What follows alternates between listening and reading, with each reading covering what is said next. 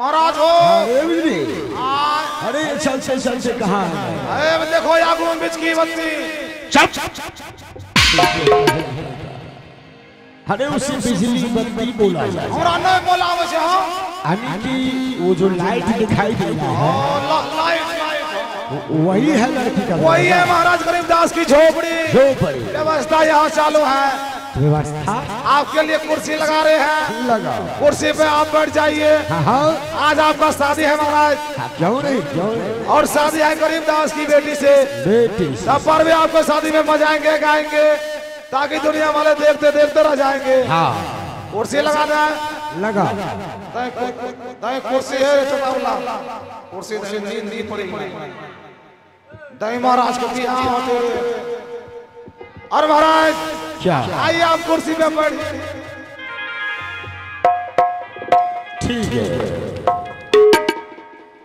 Master साहब अपना सब नंबर दाब होता।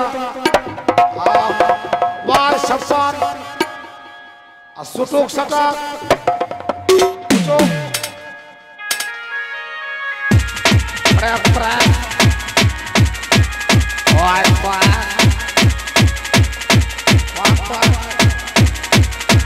DJ Xiao the Chick One.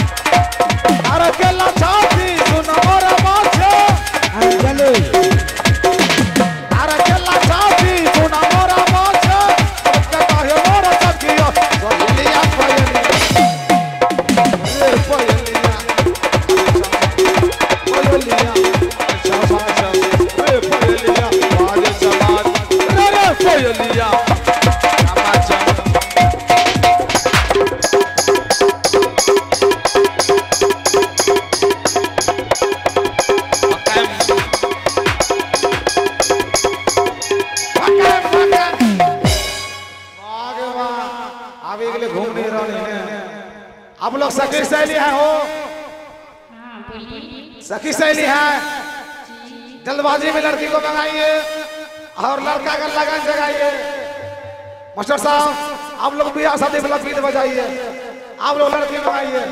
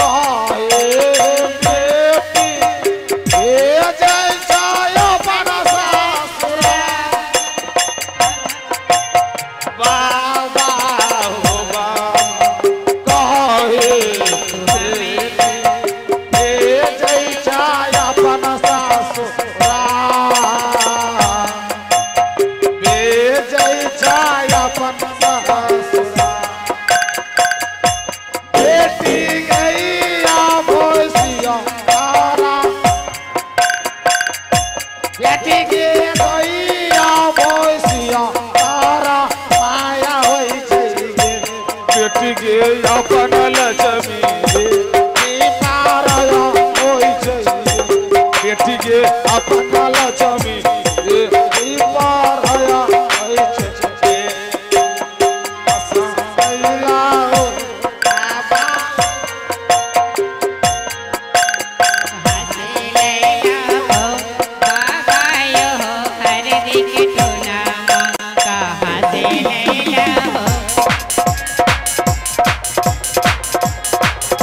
Saharsa हम गेलिया माधेपुरा गेलिया सहरसा हम गेलिया माधेपुरा गेलिया वहीं से ले लियो बेटी के यो आरती का बनावा वहीं से ले लियो बेटी यो आरती का बनावा बाबा छोटे मोटे बतिया अब हो छोटे मोटी बतिया पर माया होई छे बाबा अपन लक्ष्मी ई पार आया होई छे बाबा हो अपन लक्ष्मी ई पार आया बबुआ हो बबुआ ना हो बबुआ हो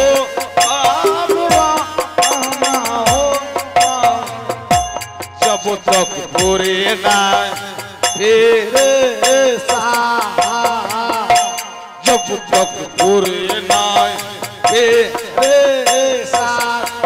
ओ तब का धुलाई नहीं हो आगे ओ तब का धुलाई ना नहीं धोला बबुआ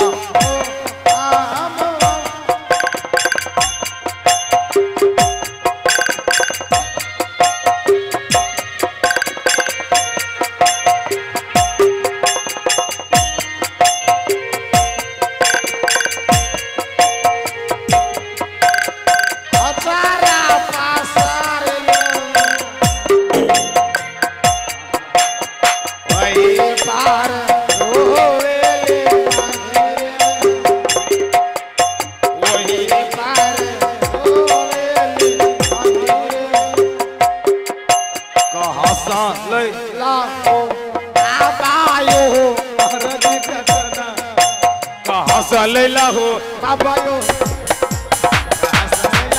बाबा यो हसा लैला बाबा यो हसा लैला बाबा यो हसा लैला हो बाबा यो आराधिका कोना लड़की लेके आइए हो रास्ते इतना दूर पर आमिर अरे कितना विलम्ब कर रहा है आमिर